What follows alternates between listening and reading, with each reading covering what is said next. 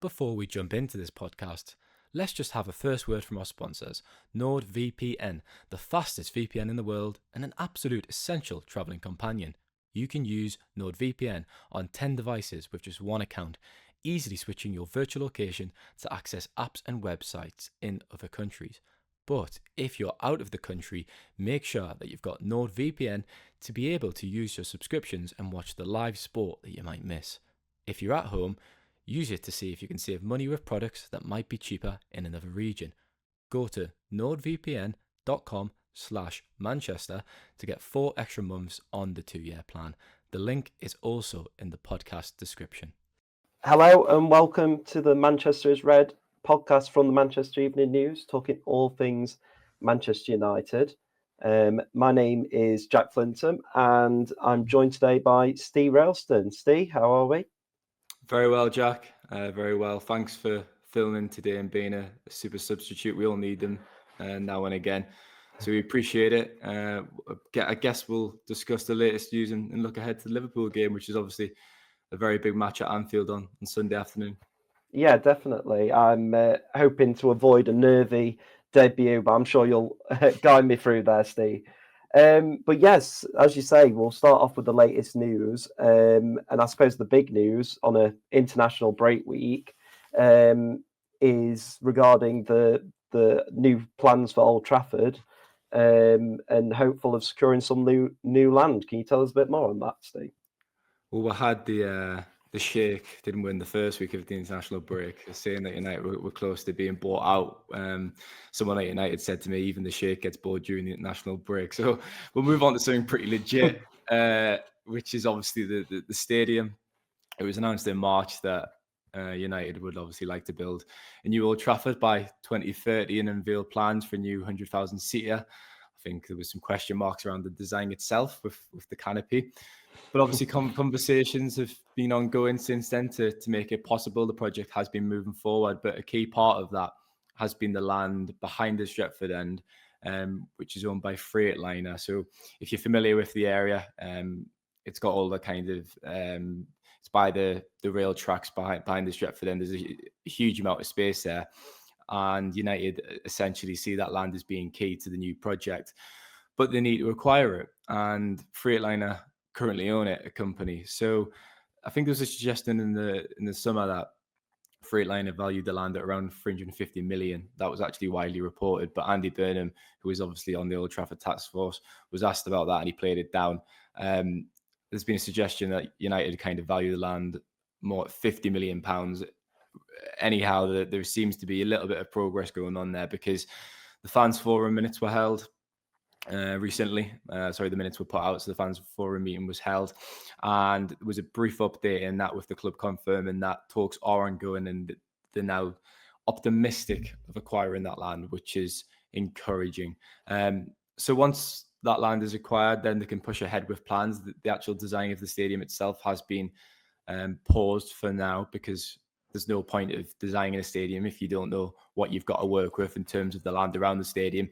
So it'll be interesting to see how that develops, but a very encouraging update because I think fans since March have been desperate for updates, understandably, but there've been pretty few of them, meaningful updates anyways.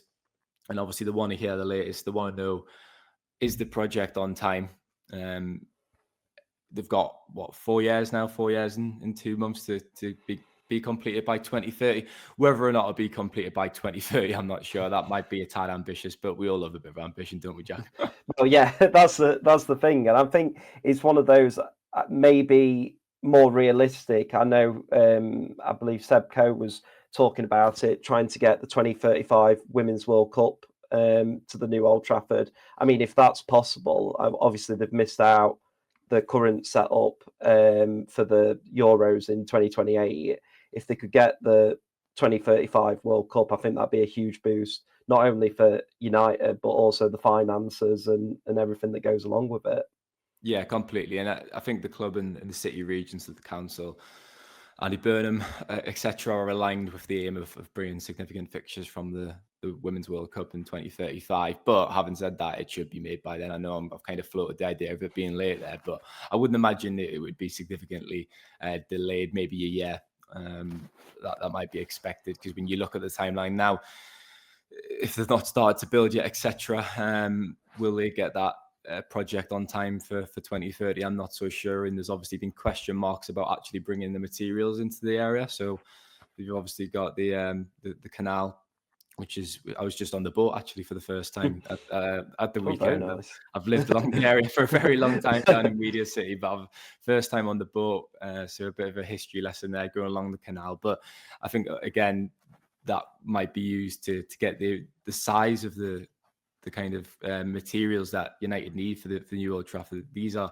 humongous materials that they need to get to the area, and they probably won't be able to get them up the motorway into the area via road. So they obviously have to look at different means to do that. But there's loads of different moving parts at play here, loads of different stakeholders, which is why they're working closely with Andy Burnham.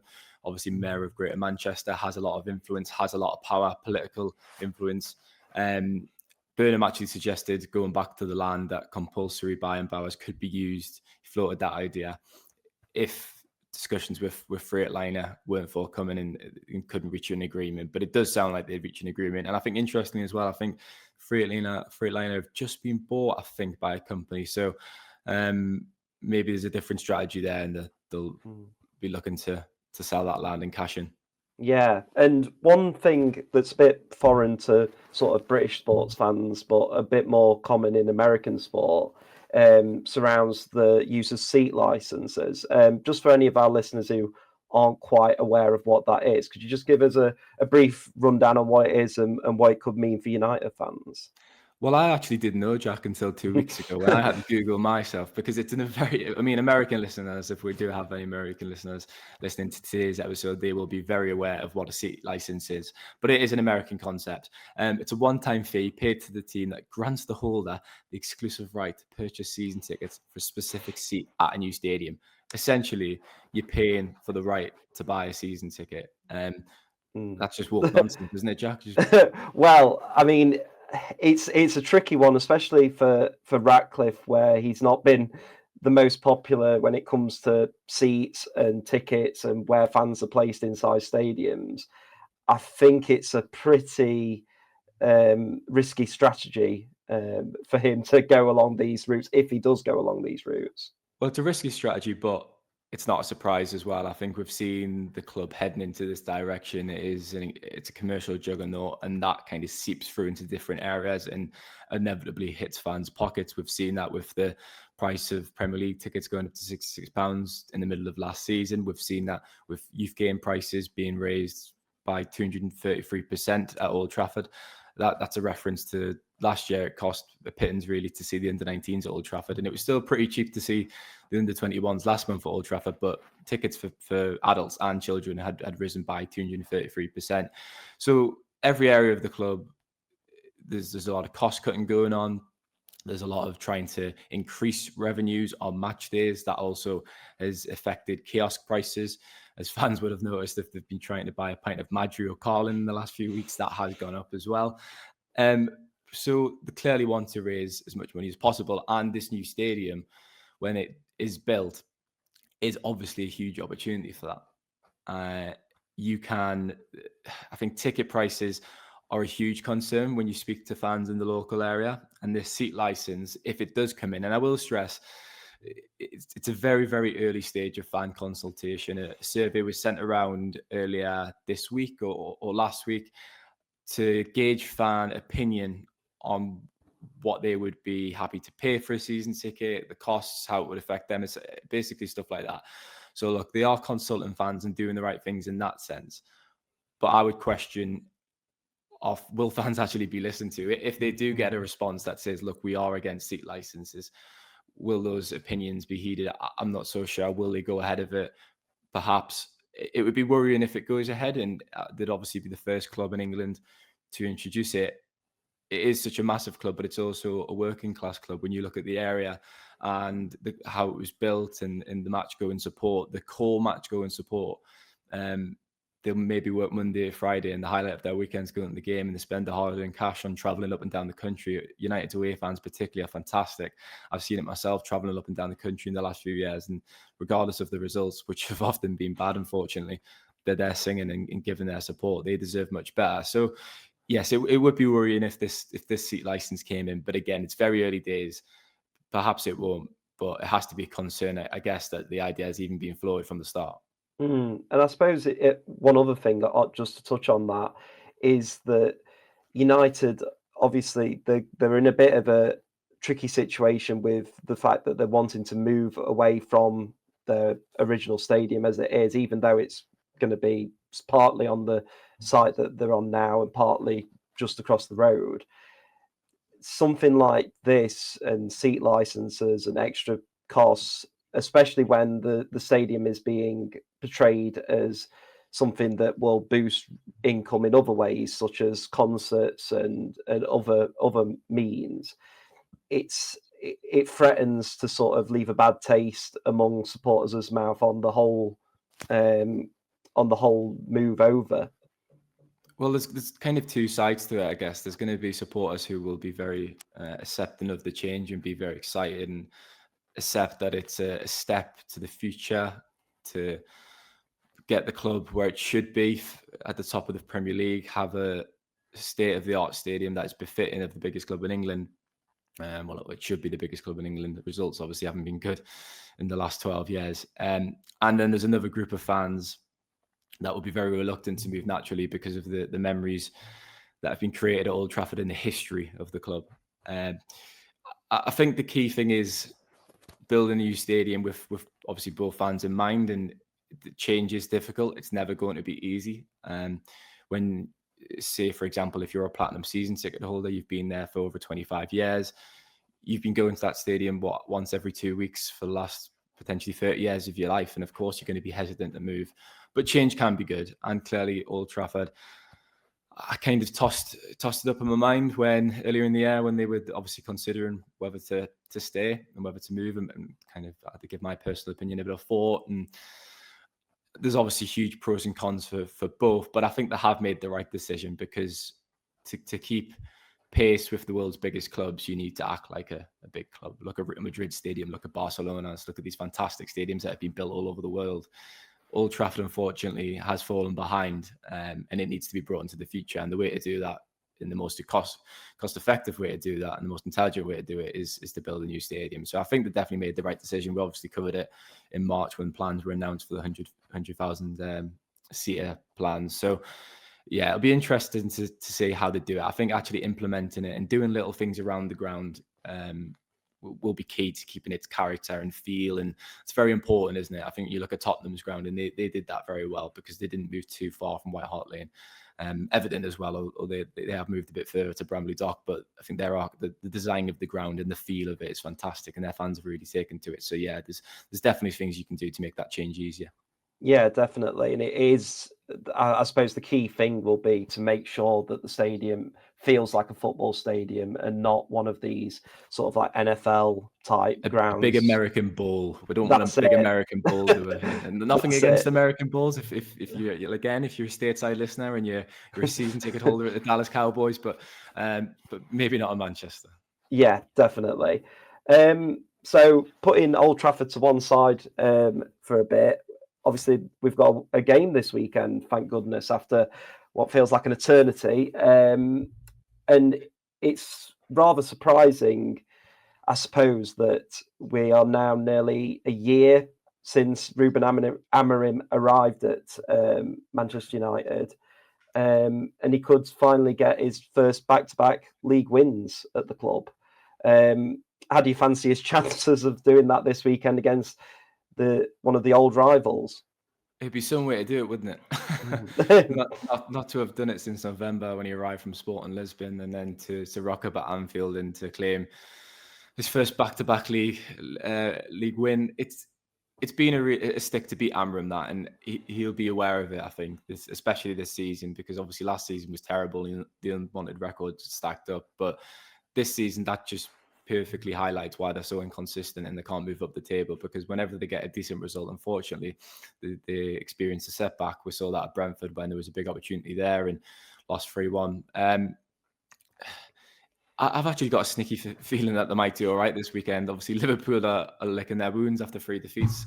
Crystal Palace, Chelsea and Galatasaray. I think maybe the extent of their crisis maybe has been overblown. I think it would probably be nice to be second in the Premier League table and feel like you're in crisis. I think United fans would take that with the current state of things. But having said that, there is a clear opportunity. United have got the win behind them after beating Sunderland. And before the international break, I thought it was a very professional performance. It was a good performance. Again, it was only against Sunderland, who are newly promoted to the Premier League. They should be down the bottom and fighting for the future. You'd imagine by the end of the campaign, although they have made a good start of the season, they're sat fifth in the league before their visit to Old Trafford. So I won't take away from that performance too much, because again, it was very good, and there was some very good individual performances at Old Trafford before the break. But now this is the real test. Can they do it away at Anfield? It's a different kettle of fish. Premier League champions, yes, they've obviously suffered a few defeats, but it's United, it's at Anfield. They've got a terrible record there. Last one in 2016 when Louis van Gaal was in charge. Very scrappy game when Rooney scored. So yeah, it's going to be a big challenge. But for some reason, I've got a sneaky feeling that they might be able to get something. I just think that the direct approach that was used against Sunderland, it wasn't pretty, but it was effective. And I think if you get in Liverpool's face and you give them a game, I think you can find some joy. We've seen that this season. They've actually been quite gettable at the back, especially. They were lucky in a few. Bournemouth on the opening day, they got lucky for late goal there. Newcastle and Burnley with late goals as well. So there's 9 points there that's secured with late goals. Of course, you can say all good teams and champions find a way at the last moments, but I'd argue that's not sustainable. And then we've probably seen that in the last few weeks when they've actually suffered some defeats. So there's some question marks around Liverpool. There's obviously question marks around United, of course there is, which makes it a fascinating game. And obviously, Amram has to get his tactics right, and his starting team has to be right as well. Yeah, definitely. And I think you're right there about Liverpool's sort of possibly being the best time to play, and maybe the second best time, maybe just before the international break would have been better. Obviously, they've got a few question marks as well around their defence. I mean, Van Dijk, you'd imagine, will start, but Konate's had that injury, didn't he? And Gravenberch came in. Dropped back against Chelsea. So it'd be interesting to see if he trusts Joe Gomez to play alongside Van Dijk, and if that's something that United can try and exploit through the likes of Sesko. I suppose looking at the sort of team that Amarim will be looking to pick, Lemans has to start, doesn't he, for you? So, Jack, you've made a fantastic super substitute appearance so far, but I'll have to say it's Lomans. You wouldn't have realised that probably, but Senna Lomans.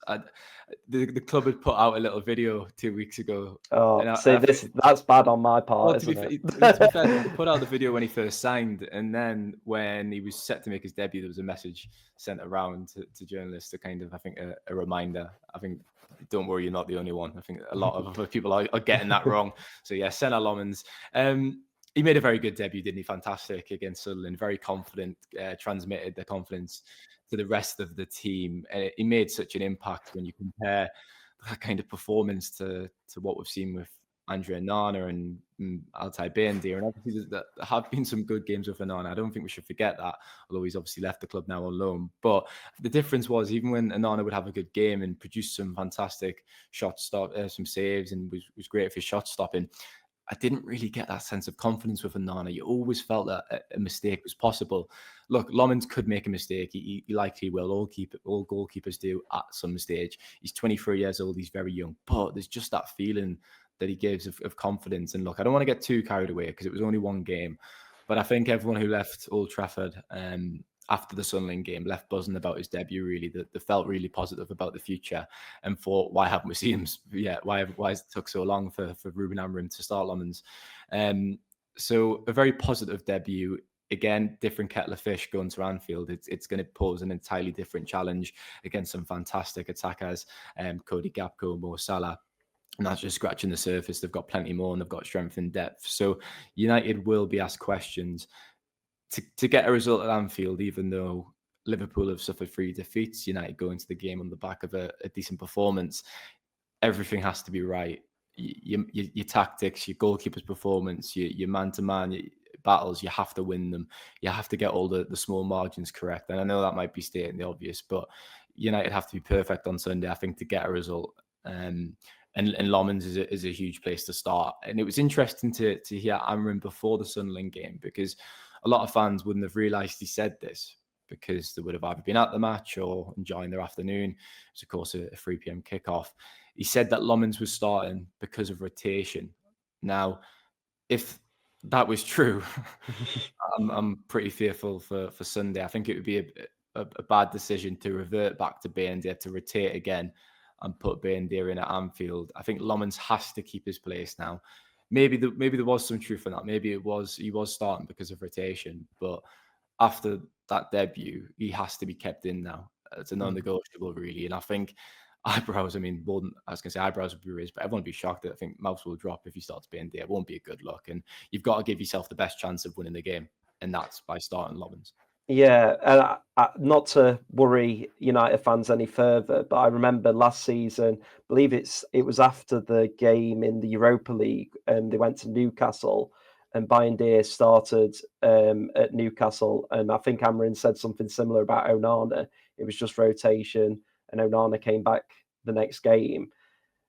Now, I don't want to panic anyone, but there is, a precedent for that. So it'll be interesting to see if he sticks to those guns, or if he goes for Lomans again. See, I got it right that time. Well done. Quick learner, Jack. Impressive So moving up the field, I suppose, big question about Mason Mount and whether he'll keep his place in the side. Obviously scored against Sunderland before the break. Wasn't in the England setup. He's been around Manchester and Carrington during the break. Obviously, you'd expect it'll be Brian Mbeumo who plays alongside him. What do you think on that? Do you think that Matheus Cunha might get a look in? I mean, that'd be, you'd imagine, the most likely alternative to Mount if it's not Mount. Yeah, I think Mason Mount's very likely to start again. He obviously had a fantastic game against Sunderland, brilliantly. Took that goal at Trafford end within the 8th minute, which set United on their way in that game. I think it was important to score early, to settle the nerves, and to obviously build on that from there. So, yeah, it was a really good all-round performance as well from Mount, who obviously scored.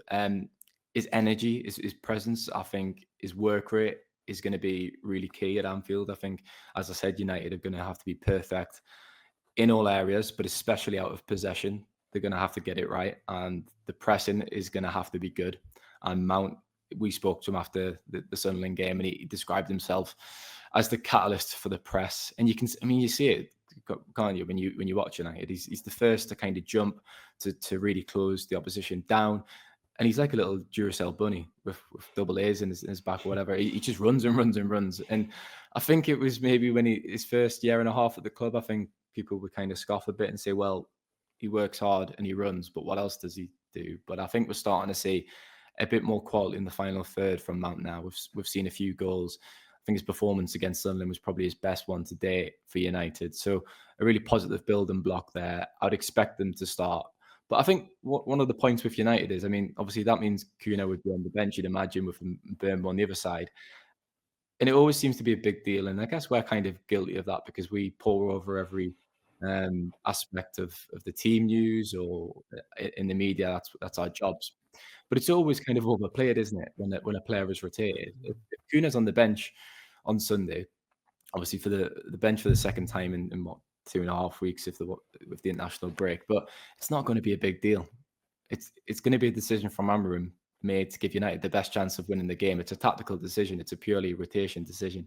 You look at Manchester City and Liverpool, who over the last 8 years have dominated the Premier League, and it's never a big deal when Guardiola rotates players, is it? And he does it all the time. And it was never a big deal when Jurgen Klopp did it, or now when Arne Slot is doing it. If you want to be a top team and you want to be competing at the top of the Premier League, you need to have strength and depth. And a lot of these players, Liverpool and City, they've got strength and depth, especially in their attacking positions as well. And these players are rotated in and out. They come off the bench, they make a big impact. So, look, it won't be a big story if Cunha's benched on Sunday. It'll be, as I said, a tactical decision. It would make a lot of sense to me. I think Mount is the best choice in that attack. Mount and Mbeumo and Sesko, of course. And I think Sesko will be very important because we saw United being very direct against Sunderland. The long throw-ins as well, they could be key. And Sesko adds that presence up front. He is a focal point to target. He's very good actually at kind of linking up play. We saw that against Chelsea when he got the flick on and Bournemouth latched onto it to win the to get Sanchez. Make the same mistake to win the penalty, but it's the red card, isn't it? Sanchez was red carded. So Sesko's linking up ability is very good, and I think we'll see a lot of that long balls to Sesko on Sunday from hopefully Lommans, who should start.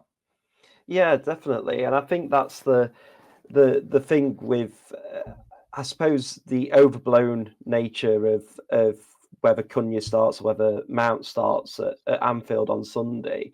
I think it becomes a bit more of a thing when United aren't playing as regularly, and we've mentioned previously, or yourselves and David have, about the younger players. Your favourite topic, as I hear, Kobe Mainu, Ahmad, Aiden Heaven, and so on. They're not getting the opportunities as much this season because there's just simply not enough matches for them to play, is they? So I think it's one of those where it's going to continue to feel like it's overblown just because we're not seeing United on the pitch as often this season. If you want to give me a chance to talk about Kobe Mainu, Jack, I'll take it. Because in January earlier this year, United drew 2-2 at Anfield. Obviously, Liverpool took the lead twice, were pegged back by Martinez and Ahmad. Goals in the second half. Martinez's goal was brilliantly taken, actually. It was really a powerful effort, that. But Mainu and Ugarte started together in midfield that afternoon, which is interesting. And I thought they actually performed well. I mean, the result tells you, because it was a really good result after especially losing against Newcastle before New Year's Eve. They performed really well together. And the following weeks, I remember kind of pointing to that partnership at that point and saying, well, it can work because it worked at Anfield and this is how they performed. And Ugarte now doesn't seem to be the player he was at Sporting. We expect him to be a big winner under Amram. Mainu isn't getting a kick at all. He's not started a Premier League game. So Amram did use those players at Anfield in January, but it kind of feels unlikely that the start on Sunday, especially in Mainu's case. I think with Ugarte, it is interesting because Casemiro played 2 full 90 minutes for Brazil during the international break, and that's considered ahead of this weekend. The players returned to training on Thursday, but some of those who were travelling for the international break or trained all the way through at Carrington were given some additional time off. I was told some of them were still in Carrington. They were still doing some recovery work and obviously came and still reported in, but they weren't part of the full training session that opened the door for 8 youngsters to be involved to supplement the session. But Casemiro was one of those players who wasn't involved in the full training session. They'll be training today, obviously, and there'll be time for Casemiro to be involved in those sessions and obviously the tactical discussions and preparation. But that might come into Amram's thinking when Casemiro's had a heavy workload during the international break. Does he start him? Does he give Ugarte a chance? I think it's very unlikely. I mean, I'd almost say it's almost certain that we don't see Kobe Mainu alongside Fernandes. It would be a big shock if that happened at this stage, because Amram has said Mainu, as we've covered chapter and verse, is competing with Fernandes, and then to kind of soften that stance away at Anfield against Liverpool would be a big surprise. So just one to keep an eye out when the teams are obviously confirmed on Sunday, that perhaps Casemiro might be on the bench in favour of Ugarte because of their workload during the international break. And just finally on that with Casemiro, if you're Ruben Amorim, are you potentially ringing up Carlo Ancelotti and asking him why on earth he's played 90 minutes over in Asia for friendlies? I mean, Fergie might have. I'm not sure. I'm not sure Amram will. But yeah, Fergie had a few run-ins, didn't he? A few discussions with managers about players' minutes during international breaks, especially ahead of such a big game against Liverpool at Anfield. It's a difficult one, isn't it? I mean, if you're an international manager, your job is to get results, and you're going to use the players, your best players, to get results. If you're a club manager, you're probably looking at the international break and thinking, please don't anyone pick up an injury. Thankfully, I mean, obviously the press conferences will be held just a little bit later on. We're recording this podcast in the morning, so we're not privy to the team news yet. But I don't think there would have been any fresh injury concerns. Mazraoui could be out. And obviously the Sandro Martinez is still out as well.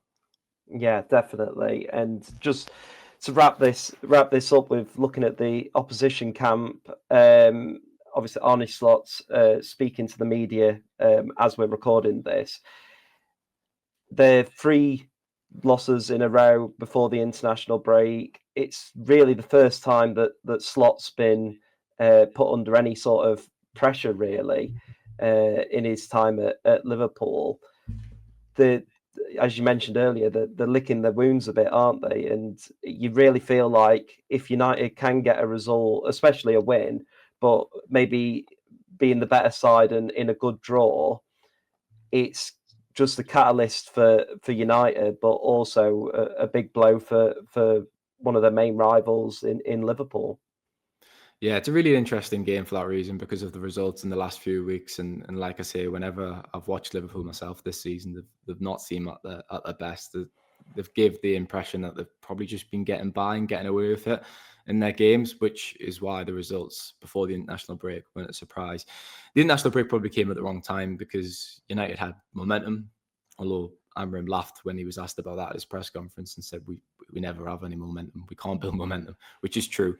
And then Liverpool were obviously in the doldrums slightly. I say that very slightly because they probably will bounce back. But look, Liverpool will be up for this. It's United at Anfield. It's a huge game. It's a huge derby. The crowd will be up for it hugely. It'll be a toxic atmosphere. United will have to keep their heads. They'll have to remain composed. That's an aspect with Casemiro as well. I suppose if he does play, doesn't want to get yellow carded too early. I think it's Michael Oliver, isn't it? Referee. Yes. Am I right in saying that? And yeah. He obviously had the Dallow incident in January, didn't he? I think just gone. Maybe a controversial referee choice. I don't want to spend too much time on that because you can get down a rabbit hole with referees. Hopefully the referee isn't a story. That's what it should be. A referee should never be cast or in an article. So, yeah, an interesting game on Sunday. But as I said at the start, I've got a sneaky feeling. I hope I don't jinx it, but I've got a sneaky feeling that they might get a result. Yeah, well, fingers crossed. Hopefully, that's that prediction comes true. But thank you very much, Steve. You've got Amarin's press conference to cover later, and obviously you can see all the nitty gritty from that across the Manchester Evening News website. We'll also be bringing you all the commentary and analysis and pre-match build-up to the game at Liverpool on Sunday. We'll be back next week to cast our eyes over that, review what happened at Anfield. But until then, thanks for joining us, and we'll see you next time.